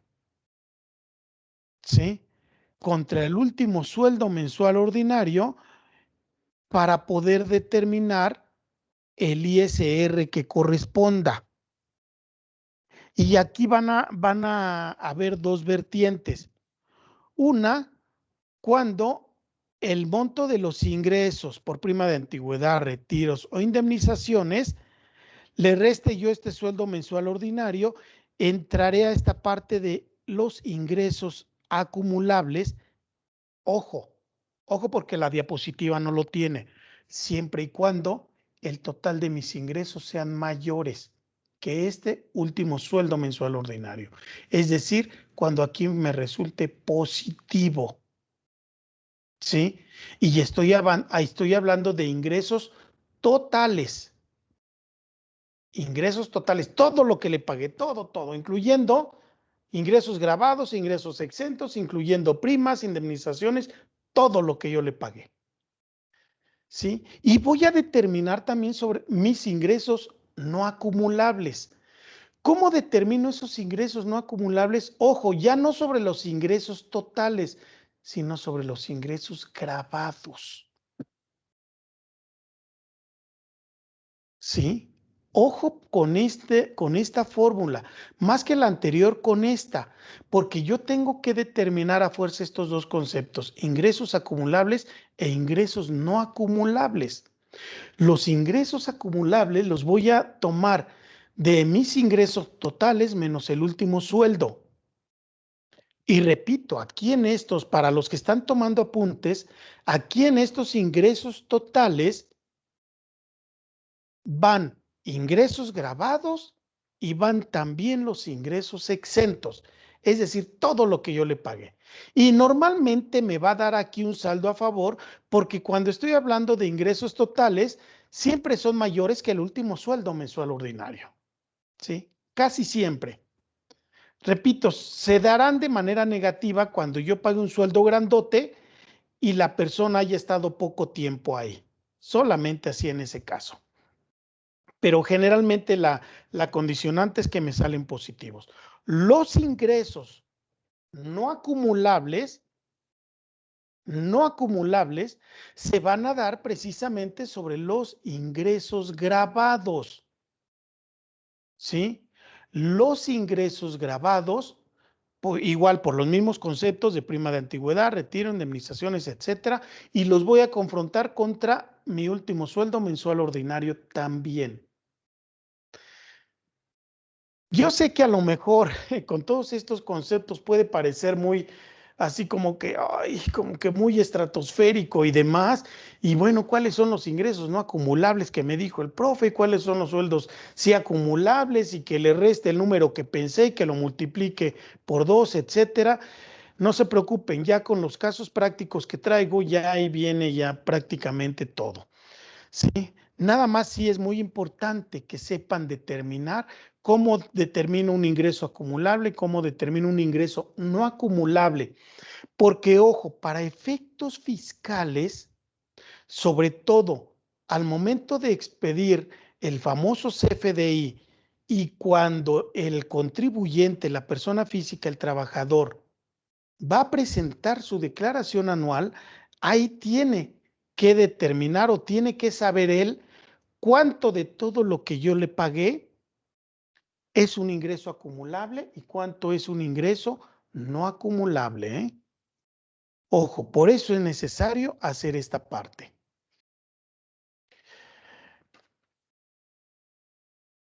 A esos ingresos acumulables que se determinan exactamente igual que la diapositiva pasada, es decir, el total de ingresos menos las percepciones grabadas por prima de antigüedad, va a ser mi base gravable. A esta base gravable ya le voy a aplicar también este famoso artículo 152. ¿Sí? Y eso va a ser mi ISR sobre ingresos acumulables. Así es como voy a determinar estos ingresos acumulables. Tienen que tener muy en cuenta cómo determino de entrada esos ingresos acumulables y no acumulables. Ya sabemos que los acumulables son sobre el total de ingresos y los no acumulables sobre los ingresos grabados. Una vez que ya se determinó esa parte, ahora tengo que hacer todavía otra operación. ISR sobre ingresos acumulables, es decir, este ISR que yo determiné aquí en esta diapositiva anterior, este ISR lo voy a dividir entre la base del ISR, es decir, sobre mis ingresos acumulables. ¿Sí? ¿Cuáles van a ser mis ingresos acumulables? Me regreso a la diapositiva, esta base. Es decir, voy a dividir este ISR entre esta base. ¿Sí? Y voy a determinar un factor. Ese factor lo voy a multiplicar por 100 y esa será mi tasa aplicable a los ingresos no acumulables. ¿Cuáles son esos ingresos no acumulables? Los que determiné de restarle sobre los ingresos grabados el último sueldo mensual ordinario, lo que yo tenía en las diapositivas anteriores, ¿sí? Pero esto será con base en esta fórmula que tengo aquí, ¿sí? Entonces, me regreso tantito a los ingresos no acumulables que ya habíamos determinado aquí, a esto. Estos ingresos no acumulables los voy a multiplicar por el factor que resulte de esta operación aritmética. ¿Sí? Los ingresos acumulables no.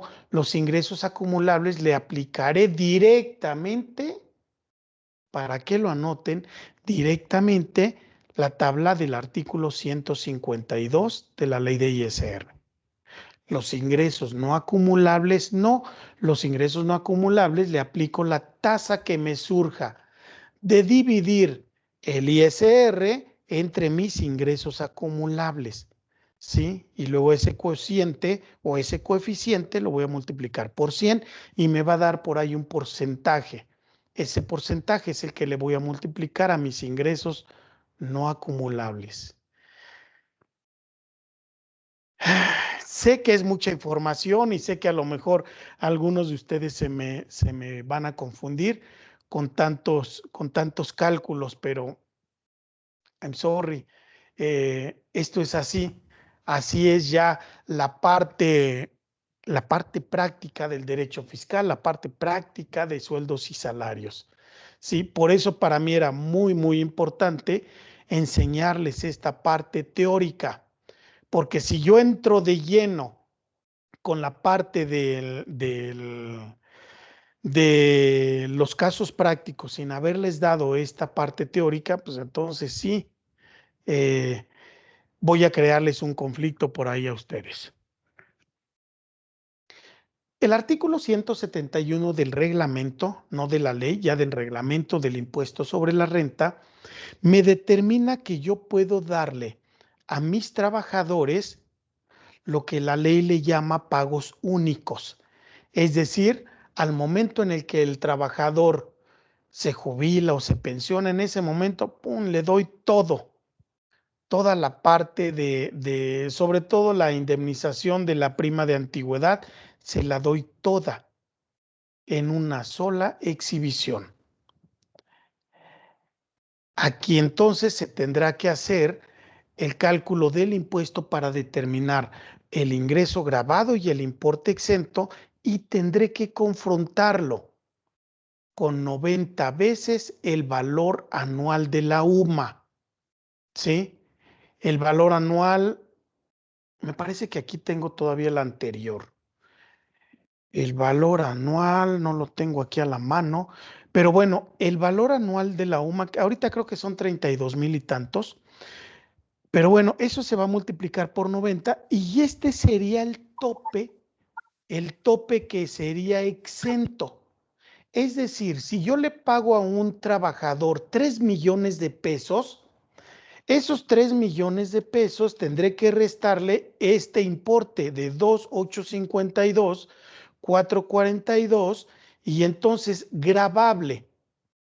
El importe gravable serán solamente 147,558, a los cuales les aplicaré esa famosa tabla del artículo 152 de la ley de ISR. ¿En qué cambia esto? Solamente en que el valor de la UMA, en lugar de hacerlo 90 veces por cada año, porque a lo mejor los pagos se los doy de manera mensual, aquí cambian, si yo se lo doy en una sola exhibición, pues vamos, lo único que hago es ya no llevarme esas 90 veces sobre el valor de la UMA diaria, sino sobre el valor de la UMA anual, ¿sí? Y ya entonces sobre de eso me lo llevo y determino este importe exento. Que este importe exento deberé de confrontarlo contra el pago total de la sumatoria de la indemnización de los 3 meses que se pagan, más los 20 días por año y más también la prima de antigüedad. De esos 3 conceptos son los que se suman.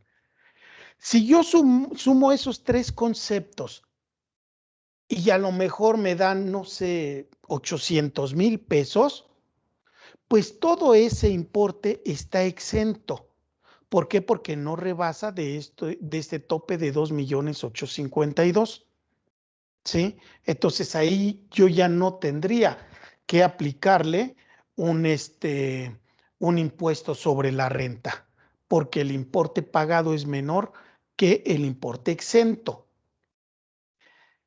Si en cambio el importe pagado es mayor, como el caso que les decía hace un momento de los 3 millones de pesos, pues sí tendré que hacer este cálculo adicional, ¿sí? Para que con base en ello le aplique el ISR correspondiente. Y bueno, se tendrá que hacer, sí, efectivamente, esta es la UMA anterior, porque aquí está 86, 88.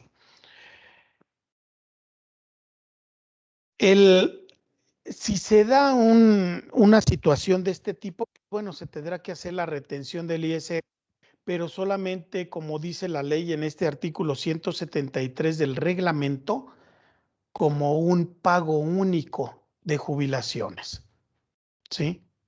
Repito, de conformidad con este artículo 173.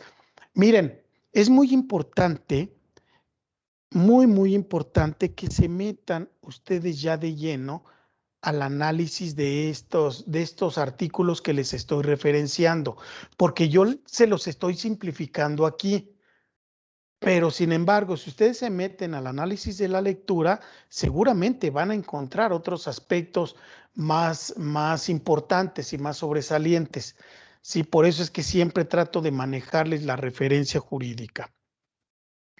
En este caso, entonces, cuando se trate de un pago único, solamente se estará con estas dos fracciones que yo estoy ¿cómo se dice? Estoy verificando. Interpretando, esa es la palabra que estoy interpretando de este famoso artículo 173. Primero, se aplicará el procedimiento que establece el artículo 96, es decir, el pago mensual. En la cantidad mensual que se hubiere percibido de no haber pago único, disminuyéndole el monto equivalente a 15 veces el valor diario de la UMA. Eso quiere decir entonces que yo tendré que multiplicarle bueno, vamos a hacerlo por el monto actualizado, 89.62 por 15, me dan 1,344.30. Y esto multiplicado por 30 para determinar el pago, entonces serán 40,329. Si se dan cuenta, es algo similar a lo que ya habíamos comentado hace un momento. Se dividirá entonces ese pago único, el pago que se efectúe, entre la cantidad mensual que se hubiere percibido de no haber dicho pago. Es decir, ese pago individual lo voy a dividir entre 12 y ese será el monto que voy a dividir el pago total entre el pago dividido entre 12. Este cociente se va a multiplicar por el ISR resultante del párrafo anterior, es decir, después de haber confrontado el importe menos estos 40,329, o en el caso de la diapositiva, de esos 39,096 pesos. Y con ello se determinará esta retención que tendrá, ojo, el carácter de pago provisional. ¿Qué quiere decir pago provisional? Que tendré que hacer un cálculo adicional cuando presente mi declaración anual. ¿Sí? Entonces, esto trae de la mano precisamente todos estos cálculos que se tienen que ir haciendo y que se tienen que ir analizando de manera práctica. ¿Dudas? Todas las dudas se van a resolver con el ejercicio. Así es. Seguramente, mi querido Luis, seguramente se van a ir disipando, pero repito, no dejen de ir verificando todo esto que les doy. Sí, porque yo se los estoy dando de manera simplificada y de acuerdo a lo que yo estoy interpretando. Y recuerden, al inicio del curso, cuando empezamos a ver toda esta parte, decíamos precisamente que se tiene que hacer una interpretación de la ley de manera clara y objetiva, pero eso es muy ambiguo, porque a lo mejor yo puedo hacer una interpretación, pero a lo mejor Luis hace una distinta y luego Viviana hace otra totalmente distinta. ¿Sí? Entonces, por eso es muy importante que lo analicen. Muy bien. 9:47, creo que sí me da tiempo de entrarle de una vez al caso impráctico. Muy bien, dejo de compartir. ¿Hasta aquí algún comentario o alguna duda en lo que voy abriendo el caso impráctico? No hay dudas, quejas ni sugerencias, aclaraciones y demás. Ok, muy bien. Comparto pantalla entonces.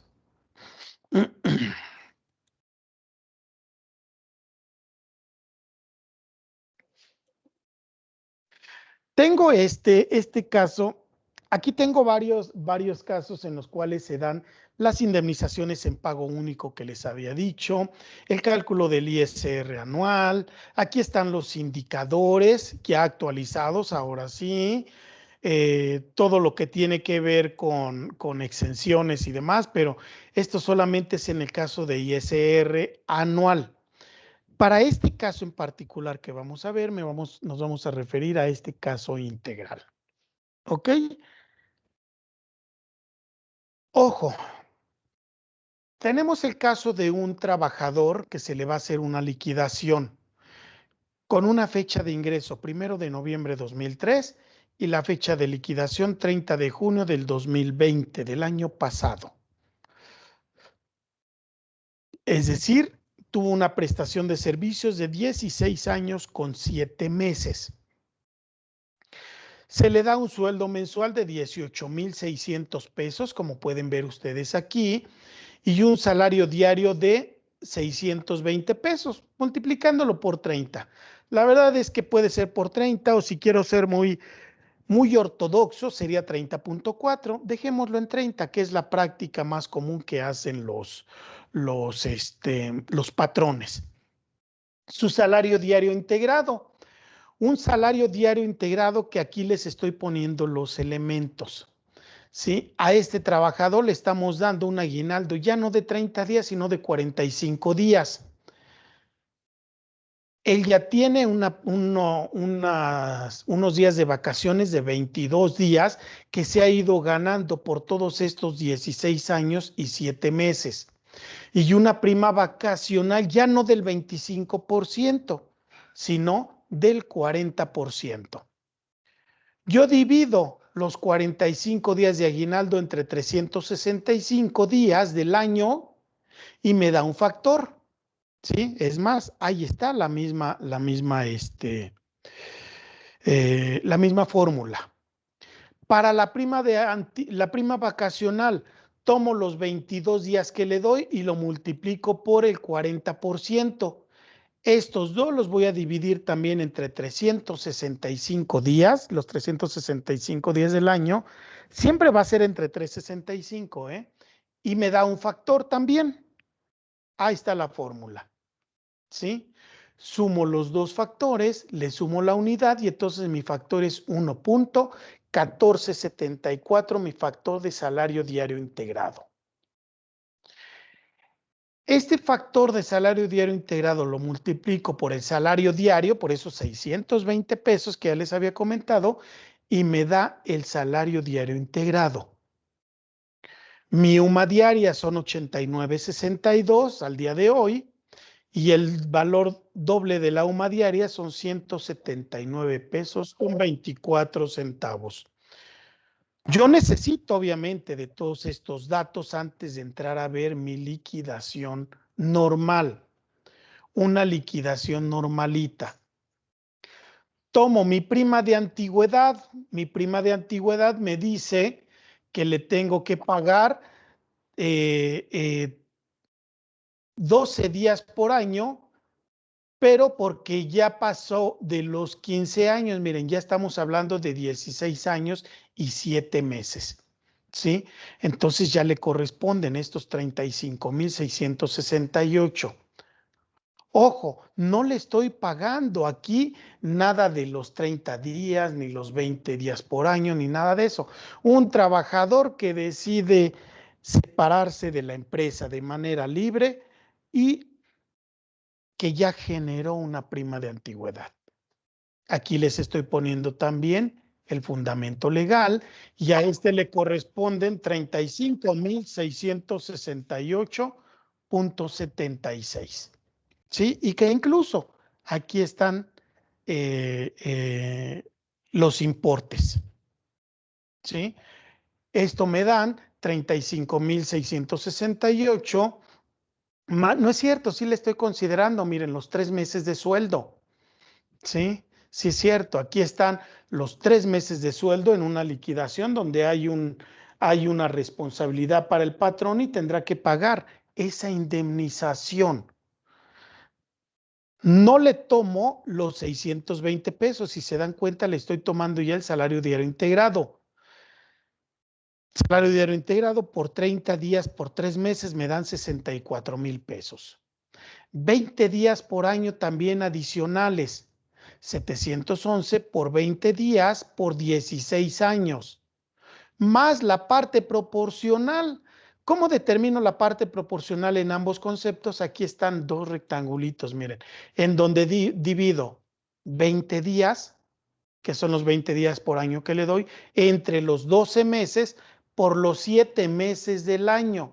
¿Por qué 7 meses? Porque estoy tomando 7 meses a partir de noviembre a junio, son 16 años y 7 meses. Por eso es muy importante que se establezca esta parte. ¿Sí? Lo mismo sucede aquí. ¿Por qué le doy 7? Porque, bueno, son 12 días por año, entre los 12 meses del año por los 7 meses proporcionales son 7. ¿Sí? Por eso vuelvo a hacer nuevamente aquí 173 por 76 por 7 días. Parte proporcional de aguinaldo, igual sobre el salario diario integrado, 711 por 45 días. Recuerden que le daba yo ya 45 días. Miren, yo no puedo reducirle a 15 días. Tendré que seguirle dando los 45 días, pero lo divido entre 12 y lo multiplico por 6. ¿Por qué por 6 aquí? Porque aquí ya empiezo yo a tomar a partir del mes de enero, porque se supone que en diciembre yo le pagué su aguinaldo completo. ¿sí? Entonces nada más se toman de enero a junio. Aquí está también la parte de su liquidación. Las vacaciones. Vacaciones a este trabajador se le debían todavía del año pasado 6 días, ¿sí?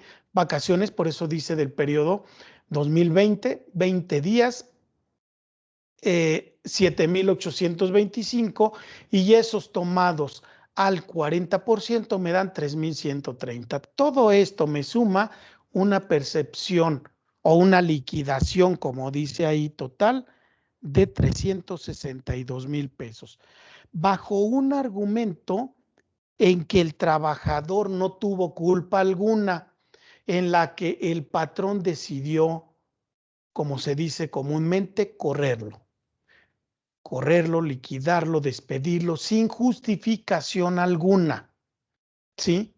Se le estará pagando entonces todo eso, y que además el trabajador tuvo ya una antigüedad de 16 años y 7 meses, ¿sí? Aquí pues ya obviamente me salió ya o me resultó el ISR ya de manera automática. Me quedan 4 minutos, no creo que me dé tiempo de explicarles todavía esta parte del ISR, ¿sí? Yo creo que esta parte lo vamos a dejar para la siguiente clase, porque si no, se me va a quedar a medias esta parte. ¿Alguna duda de todos estos conceptos pagados hasta aquí al trabajador? ¿Sí? De hecho, les anoté precisamente el fundamento de la Ley Federal del Trabajo. Por eso era muy importante que viéramos esta fundamentación legal, ¿sí? Porque no quiero entrar todavía a esta parte hasta que no tengamos bien establecido esto. Igual y a lo mejor les voy a dejar algunos ejercicios para que vayan conociendo y vayan integrando esta parte, incluso antes de ver esta segunda parte del impuesto sobre la renta, ¿sí? Yo creo que les voy a mandar con Angélica, creo que es con la que estoy compartiendo todo, algunos ejercicios para que los vayan resolviendo, y vamos a ir resolviendo solamente la parte de la liquidación total, hasta aquí, de aquí para arriba, ¿sí? Para que vayamos entendiendo con más claridad el impuesto. Sí, pero no quiero entrarle directo al impuesto antes de que no conozcamos bien cómo hacemos estos pagos. ¿Ok? ¿Alguna duda, queja, sugerencia, aclaración y demás?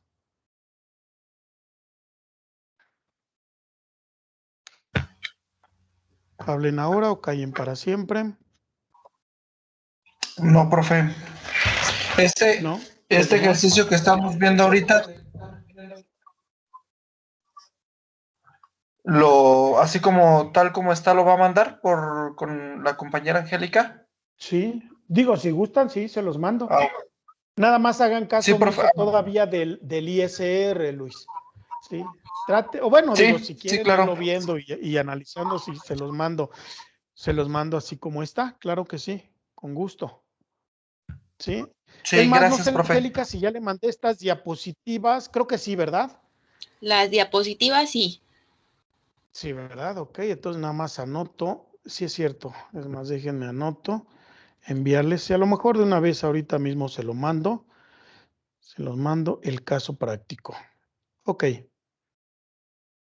no hay dudas entonces. Ahora, viene la otra cuestión, ¿sí? Yo les había adelantado todas estas clases porque les había comentado que ya después no iba a poder estar con ustedes, ¿sí? En este horario ya se me va a complicar. Yo no sé si nos esperamos, y si nos esperamos sería hasta fines de julio, ya es mucho tiempo, o bien seguimos bajo esta dinámica de seguir grabando las clases, y entonces sí ya nada más que las clases serían jueves o viernes, pero ya sería de 6 a 8, sí, porque yo entro ya de 8 a 10 a otras actividades, sí. Entonces, no sé si prefieran hacer esto o nos esperamos o vamos trabajando con los casos prácticos que les doy y nos vemos ya hasta el día 26 de julio, que es cuando ya estaríamos bajo esta misma dinámica de lunes y miércoles. No sé cómo se les facilite más. Los veo, los leo, los escucho. O a lo mejor no de 6 a 8, a lo mejor de 7 a 8, si se les complica sobre todo por la hora, o no sé, ustedes díganme. Yo pudiera jueves o viernes, el día que ustedes gusten, de 6 a 8. ¿Sí? A lo mejor si quieren los jueves, para que no se les complique ahí con los viernes, pero no sé, 6 a 8, 7 a 8, no sé. Y grabamos clase igual para que lo vayan checando. No sé, o nos esperamos. Como ustedes digan, o ustedes se ponen de acuerdo y ya después me dicen, no sé. No sé, mis compañeros qué opinen. Yo creo que esperarnos, pues no me gustaría a mí, porque de por sí el tema está complicado como para dejar así tanto tiempo de que nos de clase, pues yo creo que no sé los demás. Pues yo sin problema igual podría jueves o viernes. Ok. Yo también, De Entonces, profe. preferencia El día los que jueves. pues entonces, miren, si quieren lo dejamos los jueves. Ahora, nada más díganme de 6 a 8 o de 7 a 8 o de 6:30 a 8, no sé, el horario para 6:30 a irlo 8. acoplando. 6:30 a 8, dice Viviana, los demás. Sí, está bien. ¿Está bien? Ok. Sí. Entonces, de Sí, 6:30 a 8 ya comenzaríamos sería la próxima semana. la próxima, sí, porque ahorita pues ya lo saturaría mucho, que nos viéramos mañana. Sí, entonces si quieren, nos vemos ya el jueves. ¿Qué día es el siguiente jueves? O si quieren, retomamos mañana. Ahora sí que como ustedes digan, porque el siguiente jueves ya es 1 de julio. Como ustedes gusten. Si quieren, le damos continuidad mañana, o mañana puede ser de 7 a 8, una horita, nada más para terminar de ver esta Si parte no tiene, práctica. si no tiene problema, bueno, a mí sí me gustaría, por ejemplo, la próxima semana, Ok. para que también nos dé oportunidad para hacer Lo las otras procesen. tareas y estudiar un poquito. Ok. Muy Sí, bien. porque, Entonces, y bueno, ya, nada más para recordarle igual, mañana es el último día para entregarlo de las actividades para la evaluación, sí es ¿no? cierto, tienen los entregables, sí. Tienes razón, Luis. Entonces sí, no los saturo. Mejor nos vemos entonces el día 1. Sí, tiene toda la razón, no me acordaba de eso. ¿Sí? ¿Nos va a mandar calificación por correo, profe? Sí, claro. En la medida en que me vayan mandando los entregables, yo también se las mando la calificación en privado en sus correos. Sí, así como lo habíamos platicado. Sí, sin ningún Si problema. hubiera una ¿Sí? corrección, sí se puede hacer, ¿verdad? Nada más avísenme en el mismo correo que yo les mande, Luis. ¿Sí? Ok. Por favor, para Sí, ya no gracias, hacer profe. correcciones después de que asiente las calificaciones. Es más, de hecho, yo les voy a pedir de favor que me confirmen en el correo si están de acuerdo o no. ¿Sí? Si no, pues vamos, lo Perfecto. corregimos y todo, no hay ningún problema. ¿Ok? Sí, Muy profe. bien. ¿Algún Gracias. otro comentario? No hay de qué. Profe, sobre el ensayo, ¿es para el otro parcial? Sí, ¿verdad? ¿O cómo se manejaría eso? Sí. Habíamos dicho, déjeme ver, con ustedes, ¿cuántos parciales son? ¿Dos? 2 módulos. 2 módulos, sí, entonces sí. Es que como en el otro grupo son 3, por eso siempre me confundo. Pero con ustedes sí, ahorita no se preocupen por el ensayo. Ahorita nada más, recuerden que los entregables son 2, es el cuestionario y es el dilema ético. Y eso, con todas las noticias que ya me han enviado, con eso yo califico ya este primer módulo. En el segundo módulo sí ya les estaré pidiendo ya avances del ensayo y todo lo demás que ya vimos. Es más, incluso ahora que les envíe esta primer calificación, Ustedes van a ver ahí mismo cómo se va a integrar la segunda calificación porque ya tengo todo vaciado. Sí, de hecho ya nada más estoy esperando que ustedes me manden los entregables y con eso ya irles mandando calificaciones. Casi va a ser en automático. Sí, entonces por el ensayo ahorita no, mejor sí, como dice Luis, concéntrense mejor con estos entregables que tienen. Sí, y nos vemos mejor el siguiente jueves. ¿Sí? ¿Les parece bien? Más que perfecto. Sí, profe, está bien. Muy bien, de todas formas, cualquier duda o Entonces, situación. ¿Sí, Miriam? El próximo jueves de 6:30 a 7. Sí. En eso quedamos, ¿no? De 6:30 a 7. Es más, hasta yo lo voy a anotar. A A 8. 8, ¿no? De 6 A y 8, media a a 8, 8. sí. Media hora. No a 7, sí. Ya Sí, mejor sí, no sí. nos No, den nada, media profe. hora, no. Sí, claro. Pues sí. De 6:30 a 8, es correcto. Así es. ¿Ok? Cualquier duda, de todas formas, estoy con ustedes en el correo o en el WhatsApp. Ya me están enviando también mensajes también por WhatsApp. También por ahí contesto. Ok, si no hay ninguna otra duda, seguimos en contacto. Les mando un abrazo y cuídense mucho. Buenas noches. Cuídese mucho, profe. Hasta luego. Gracias, profe. Igualmente. Buenas Hasta noches. luego.